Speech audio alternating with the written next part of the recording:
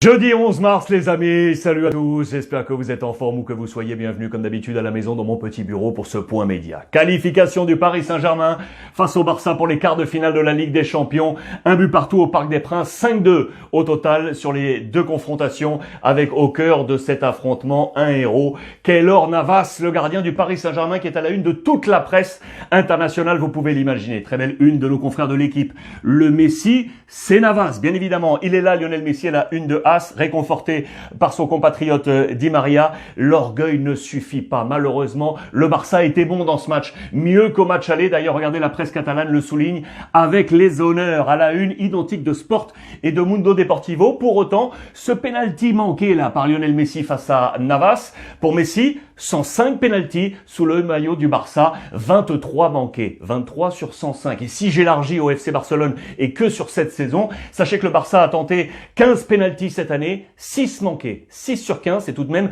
40% pour le FC Barcelone. Ça a été un problème, ça, les penalties cette saison pour le FC Barcelone. Pour autant, on est sorti de cette Coupe d'Europe la tête haute, vous le voyez, adieu l'Europe et bonjour le futur. On va ouvrir une nouvelle ère côté FC Barcelone qui s'accompagne, vous le savez, avec l'élection du nouveau président Laporta. Côté Paris Saint-Germain, intéressant dans les colonnes de l'équipe, regardez, si dur mais si doux. Le Paris Saint-Germain a été malmené, mais ça y est, on efface la carte Barça et on a une pensée bien évidemment pour la remontada de 2017. Très bon édito à ce sujet de notre confrère Vincent Duluc qui fait la comparaison entre les deux temps et au cœur de ce changement, il y a Keylor Navas. Gracias Navas de la part de nos confrères de l'équipe. Attention car le Paris Saint-Germain a été moins bon qu'au match aller, notamment au milieu de terrain où Paris a été pris par le FC Barcelone. Notez que dans ce milieu, Paredes sera suspendu pour le prochain match du Paris Saint-Germain. Les notes sont là avec la moins bonne note côté Paris, elle est pour Kurzawa qui a pris un 2 sur 10, très difficile, selon nos confrères en difficulté face à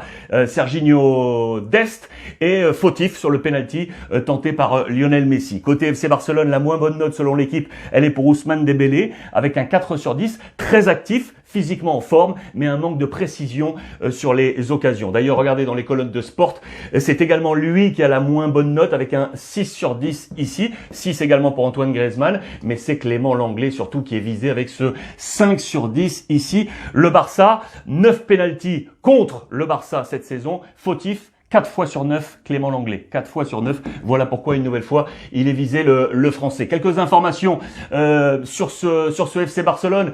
Sachez que le Barça va empocher quasiment 40 millions d'euros pour sa participation à cette Ligue des Champions.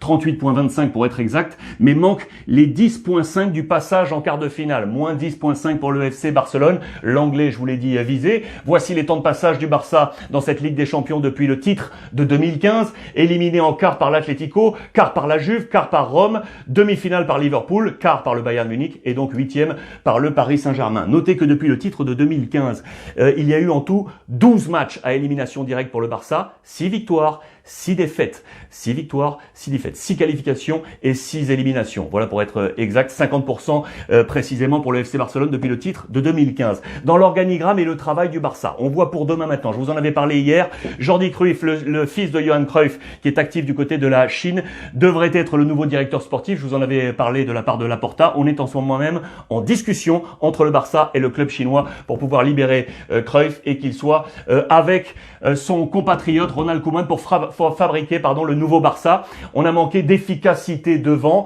c'est clair et net pour le FC Barcelone, pas mal d'occasions, mais il a manqué un killer. On pense à Luis Suarez, dont on va reparler.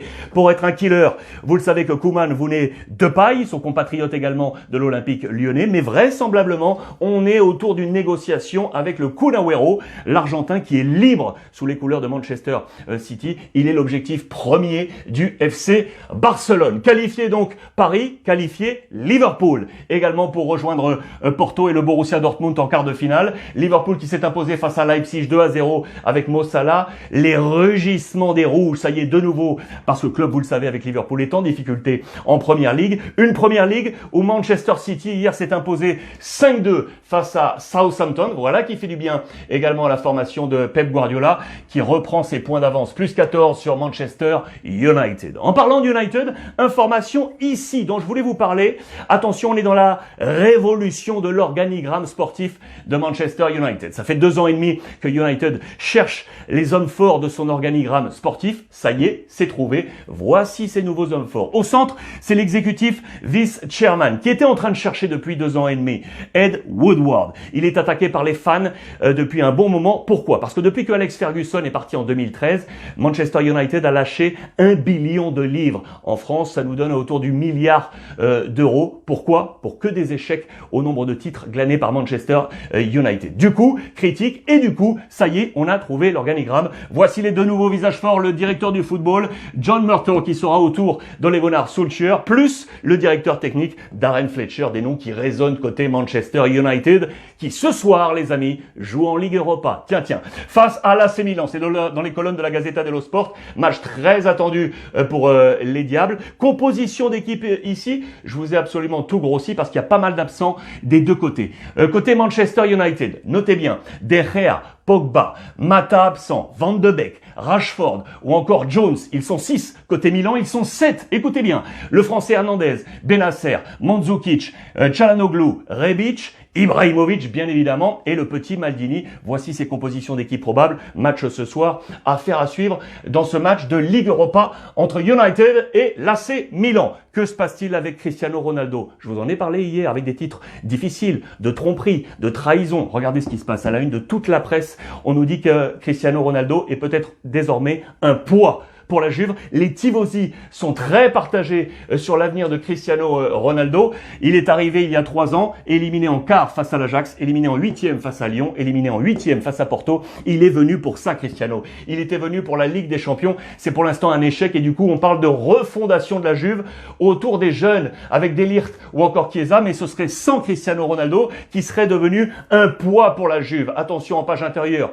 on nous montre ces chiffres. Regardez, il est arrivé ici à la Juventus de Turin, ces chiffres en Ligue des Champions avec United, le Real Madrid et la Juve, le nombre de buts marqués, 6 la première année, 4 l'année dernière et 4 seulement cette année. C'est trop peu pour Cristiano Ronaldo, l'homme aux 5 Ligues des Champions. Agnelli était allé le chercher pour ça et regardez dans le même temps, les résultats financiers de la Juve sont dans le rouge, vous le voyez ici. Du coup, on se demande si oui ou non, il faut garder Cristiano Ronaldo du côté de la Juventus de Turin. Dans le même temps, Pirlo a été conforté dans son poste par la famille Agnelli et on discute autour des départs possibles. On parle de Dybala, on parle de Demiral et on parle de Ramsey. Les nouveaux leaders, les jeunes, De Ligt, Kulusevski et donc Chiesa qui serait l'homme fort de cette Juventus de Turin pour les prochaines saisons. Le Bayern Munich et la sélection allemande, je vous en ai parlé. La grande question, qui sera le successeur de Joachim Löw, qui ne sera plus à la tête de la Mannschaft à partir de la fin de l'Euro? Le candidat, c'est lui, l'entraîneur du Bayern Munich,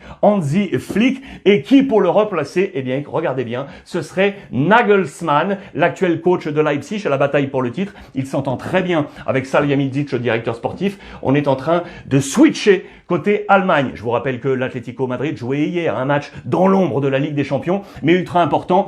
L'Atlético jouait face à l'Athletic Bilbao. L'Atlético a été mené 1-0 pour revenir et finalement s'imposer, être à +6 du Barça, à +8 du Real Madrid. C'est une victoire capitale. Je vous parlais de Luis Suarez qui a manqué au FC Barcelone. Écoutez, c'est lui qui a obtenu le penalty et qui a marqué le penalty de la victoire. La fin justifie les moyens. C'est un très bon Atlético Madrid qui s'est imposé. Marseille jouait également hier. C'était la première de Sampaoli. Victoire face à Rennes.